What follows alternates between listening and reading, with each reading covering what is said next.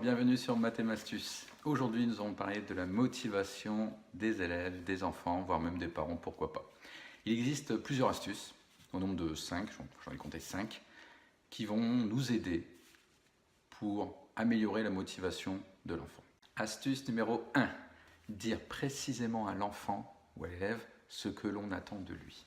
C'est mieux beau de lui dire faire des efforts, de travailler, faire tes devoirs, il faut être plus précis. Pour l'aider, pour le motiver, lui, il a besoin d'être plus précis. Savoir exactement ce qu'il a à faire. Alors évidemment, quand il a des devoirs, par exemple l'exercice 2, page temps à faire, là il sait exactement ce qu'il a à faire. Mais ça va le motiver parce qu'il sait qu'il a que cela ou d'autres choses à faire en plus, mais il a ça précisément pour réussir ses devoirs à faire, c'est-à-dire l'exercice 2, page un tel.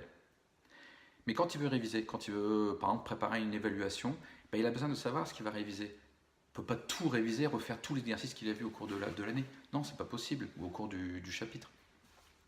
Non, donc il va falloir lui dire précisément, tiens, c'est tel et tel exercice que tu peux refaire, et grâce à ça, tu vas y arriver. Mais lui donner une tâche précise, pas vague, pas quelque chose de vague, quelque chose de précis. Ça va l'aider à le motiver, parce que ça va lui donner un but. Astuce numéro 2, limiter le temps d'effort. Parce que j'entends souvent, oui, il faut qu'il travaille plus, il faut qu'il fasse 15 exercices, quand il aura fait tous les exercices du livre, il sera meilleur. Ah oui, ça, il sera meilleur, oui, effectivement. Mais est-ce qu'il va rester motivé? Est-ce qu'il va avoir vraiment envie de les faire? Moi, je pense qu'il y a peu de gens qui sont capables de faire tous les exercices des manuels scolaires que l'on peut voir. Franchement, peu de gens. Non, pour être motivé, il faut limiter le temps d'effort. Souvent en classe, j'utilise cette astuce-là. Je leur dis, voilà, vous avez 2 exercices à faire, l'exercice temps et l'exercice temps.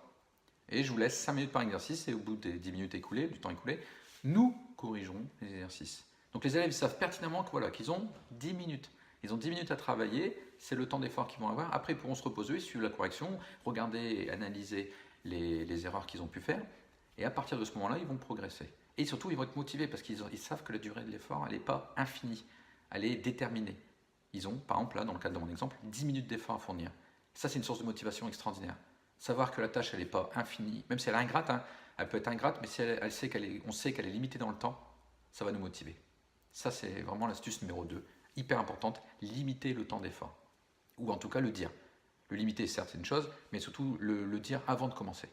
L'astuce numéro 3, oui. Bon, on peut dire à un élève d'être motivé, de travailler, etc. Mais sinon, on reste les bras croisés en train de regarder la télévision, à ne rien faire, ni à ne pas regarder son travail.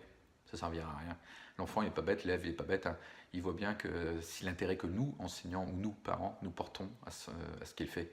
Donc oui, je suis désolé, il va falloir se retrousser un peu les manches, il va falloir mettre les mains dans le cambouis, il va falloir s'investir, tout simplement, regarder ce qu'il fait, voir un petit peu quelles sont les erreurs qu'il a pu commettre, montrer en fait de l'intérêt dans ce qu'il fait. Il a besoin de savoir que vous êtes présent, que vous allez l'aider dans son travail. Alors l'aider, ça ne veut pas dire il passer, pareil, s'il doit passer 1 heure de travail, ça ne veut pas dire que vous êtes 1 heure à côté de lui en train de lui dire vas-y, t'écris ça, tu fais ci, c'est pas faire à sa place non plus. Non, non, mais une fois qu'il a fait son travail, vous pouvez vérifier qu'il l'ait fait, vérifier si son cartable est fait pour le lendemain, etc. Bref, d'être présent et de pouvoir l'aider.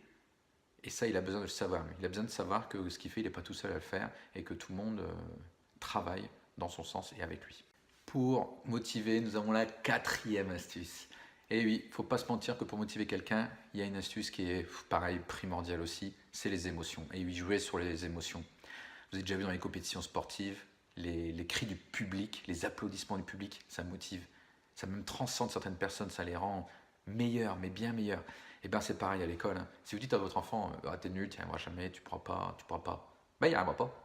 Ah oui, vous l'avez formaté très très bien, effectivement, vous lui avez dit qu'il ne pouvait pas, lui il ne peut pas. Il sait qu'il ne va pas y arriver de toute façon, puisque vous le dites. Pourquoi il serait motivé pour faire la tâche? Non, non. Par contre, si vous lui dites, allez, fais des efforts, vas-y, tu peux le faire.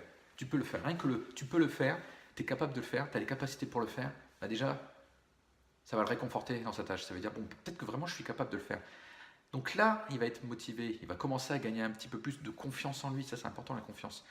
Donc il faut des énergies positives comme ça. L'astuce numéro 5, il est important pour rester motivé de savoir pourquoi on le fait. Tout simplement les raisons. On a besoin de connaître les raisons du travail que l'on est en train d'effectuer. Par exemple, prenons un exemple en mathématiques, sur les nombres relatifs, connaître la règle des signes, c'est très très utile pour la multiplication et la division. Mais il faut lui expliquer à l'enfant qu'après il sera tranquille, une fois qu'il maîtrisera cette règle des signes, pour toute la fin de sa scolarité, dès qu'il y aura des signes, il n'aura plus de difficultés particulières. Une fois qu'il aura bien compris, bien analysé et eu pas mal d'exercices d'application dessus, une fois qu'on lui aura bien fait comprendre que une fois qu'il la connaîtra, il ne sera plus embêté dans le futur.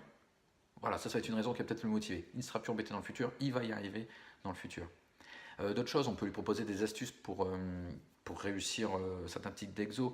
Et une fois que tu connaîtras cette astuce-là, tu verras, ce sera plus facile. Ou ce que tu fais, ça va être utile pour telle ou telle chose.